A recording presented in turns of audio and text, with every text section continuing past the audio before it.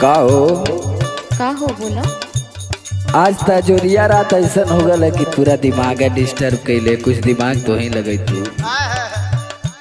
अरे हम तो दिमाग लगेबे करब, का भइल बतावा? सुना सुनावा। कैसे के आई गोरी सूते से जरिया,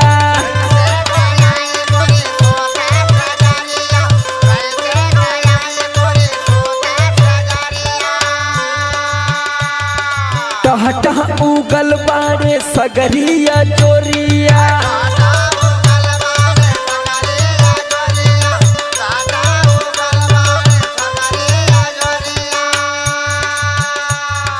कैसे के आई गोरी सूते से जरिया, टह टह उगल बारे सगरोआ जोरिया।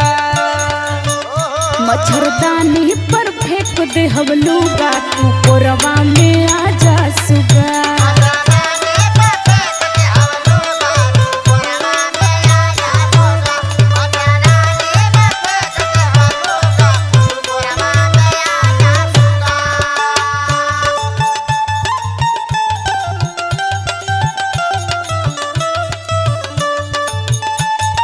वाह यार, गजब दिमाग है तेरे पास।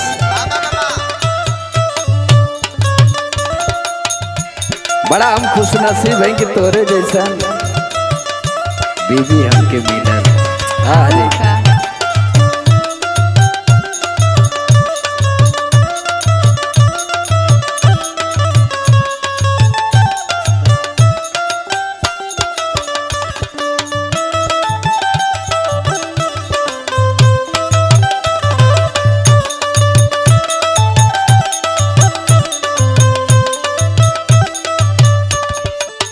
जागल बाड़े घर के लोगवा, जियरा मोर डराता।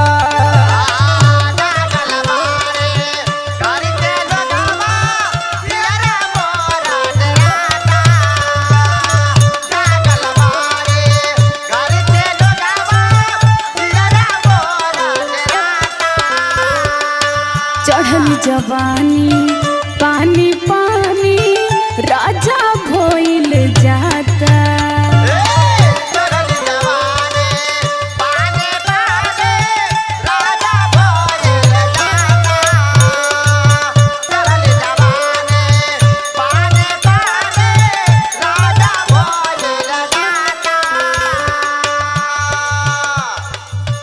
जागल बाड़े घर के लोगवा, जियरा मोर डराता।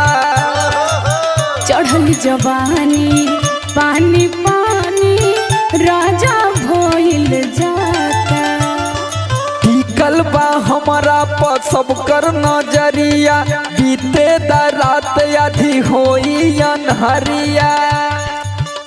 आके घुस जाना एने उने लुका, तू कोरवा में आजा सुगा।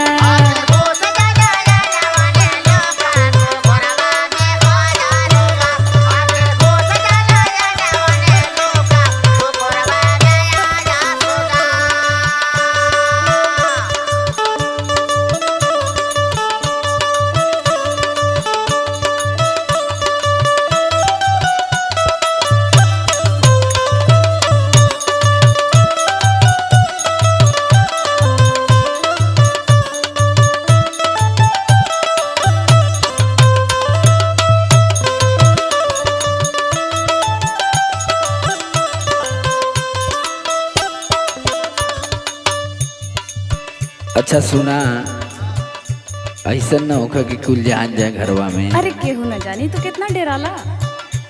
अरे हम का बताई, बहुत हमके लाज लगला ना। वे सुना बोला। चौरर चौरर बोली पलनरी, हजर मचर हिली।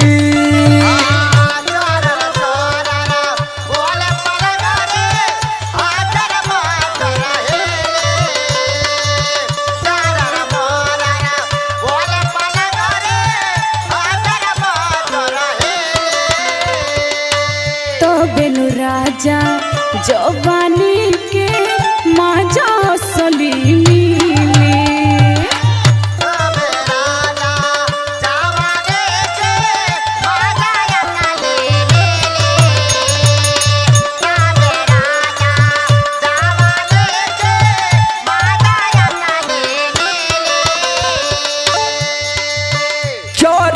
चरर बोली पलनरी हजर मचर हिली। तो बेनु राजा जवानी के मजा सलीली। अब तो हमारो मिजाज पूरा गबड़ात है। बहता रसे रसे पुरवा के झोंका आइब जरूर गोरी मनवा के रोका। समर आलोक चिलम खोजे हुक्का तू पुरवा में आजा सुगा।